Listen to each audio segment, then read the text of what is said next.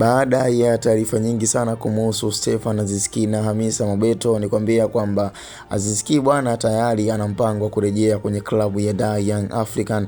Hivyo pia tunategemea kumuona akirudi na dada yetu Hamisa Mobeto, licha ya mgogoro na kutoelewana, lakini tunaamini kwamba watakaa vizuri na Watanzania wengi sana wanatamani kumuona Hamisa Mobeto akiwa yuko sawa na Stefan Aziz Ki. Kwa miongoni mwa taarifa ambayo pia mashabiki wa klabu ya Yanga wanaendelea pia kuifuatilia zaidi ni baada ya kuona kwamba mchezaji wao wa zamani namba 10 ambayo ilifanya makubwa lakini pia imeendelea pia kuwa kwenye ubora wa hali ya juu ni Stefan Aziz Ki, ambaye pia leo hii Watanzania wengi sana wanatamani kumuona akiwa amerejea kwenye kikosi cha wananchi. Hivyo ni wakati sahihi na muda ambao Stefan Aziz Ki anaweza akarejesha furaha ya wanayanga kwa kuendelea kwa pamoja, lakini pia kwa support kwenye kipindi kigumu ambacho pia Yanga inaendelea kupitia. Lakini kuhusu Hamisa na Stefan Aziz Ki sasa hivi pia ni kama wameanza kuongea, lakini pia na kuyaweka sawa, kwa kuwa mgogoro ulikuwa ni mzito na Watanzania wengi tukaamini kwamba hawa watu jamani